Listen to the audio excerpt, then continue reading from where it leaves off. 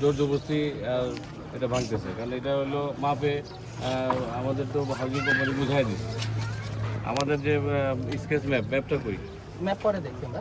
Map অনুযায়ী আমার বাড়িটা অল্প একটু পড়ছে আর কি। তাদের অনুযায়ী অল্প একটু পড়ছে। এটা আমরা তাদের বুঝাইলাম অনেকভাবে, কিন্তু তারা এটা বুঝতে রাজি না। তাদেরকে বললাম যে একটু ডিজিটালভাবে একটা মাপ দেন। ডিজিটাল মাপের যদি আমার বাড়ি পড়ে যায় আমি নিজেই সেটা সরাই নিয়ে যাবো, কিন্তু তারা অনেকবার আমরা চিঠি দিচ্ছি, কোনো চিঠি দিয়ে কোনো কর্ণপাত করে নেই। আপনারা কি হাউজিং থেকে কিনেছেন না ব্যক্তি মালিকানা? ব্যক্তি মালিকানা কিনেছি, কিন্তু হাউজিং বুঝাই দিছে আর কি। হ্যাঁ আমি জানি, ওই নিউজটা আমি আমার অফিসে আসলে দিয়েছিলাম। সকালবেলায় ওর আগে ওই যে কি যেন দিত, মানে ওই যে এখন ওরা যায় না। যায় না? না আপনি আমাকে আপনি আপনার বাসার অ্যাড্রেসটা আমাকে দেবেন, আমাকে দিয়ে দেন। আমি পাঠিয়ে দেবো, কালকে যাবো। এদিক ফ্রি কথা। আগে আমি জানতাম না যে এটা অবৈধ জায়গা আছে, খালের উপর আছে কিনা। আমি এখানে ভাড়া আসছি 6-7 মাস। তো ঈদে রোজার ভিতরে সম্ভবত যে লাল চিহ্ন দেওয়া গেছে, তখন আমাদেরকে বলা হয় নাই যে এটা ভাঙ্গা ফেলে সেই তাহলে দেয় ঈদের পরে আমরা পালাই। হঠাৎ করে 3 দিনের সময় দিছে। তো 3 দিনের সময় দেওয়ার পরে আমরা জিজ্ঞাসা করছি যে এটা কবে ভাঙবো, কি আছে।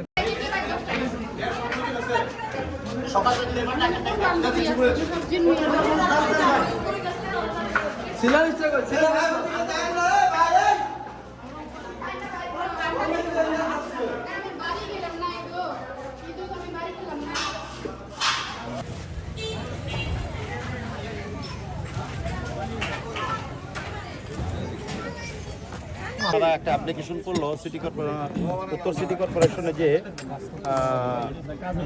আমরা একটা ডিজিটাল সার্ভে চাই, ডিজিটাল মাপ চাই। তো ডিজিটাল সার্ভেটা হলে হবে কি, যে সিএস রেকর্ড অনুপাতে যেখানে খালটা এক্স্যাক্টলি পড়ে সেই জায়গাটা বের হয়ে আসে। কিন্তু দেখা গেল কি, যে ওনারা একটা অ্যানালগ সার্ভে করলো। অ্যানালগ সার্ভে করলো, যে সার্ভেটা ছিল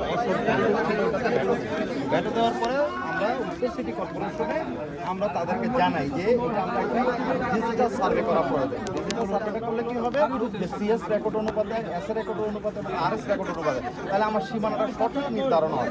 তার সঠিক নির্ধারণ হওয়ার পরে যদি মনে করে যে সিটি কর্পোরেশন যে আমি স্টিল খালের উপরে বসে আছে, আমি নিজে ভেঙে দিব, আমি ওখানে গিয়ে তাদের যে স্টেট অফিসার তার সাথে কথা বলছি। বলার পরে ওনার কাছ থেকে একটা আমরা বারবার প্রায় 5টা ওনাদের কাছে অ্যাপ্লিকেশন করছি যে ডিজিটাল সার্ভের জন্য, কিন্তু ওনারা কোনো কর্ণপাত করেন না।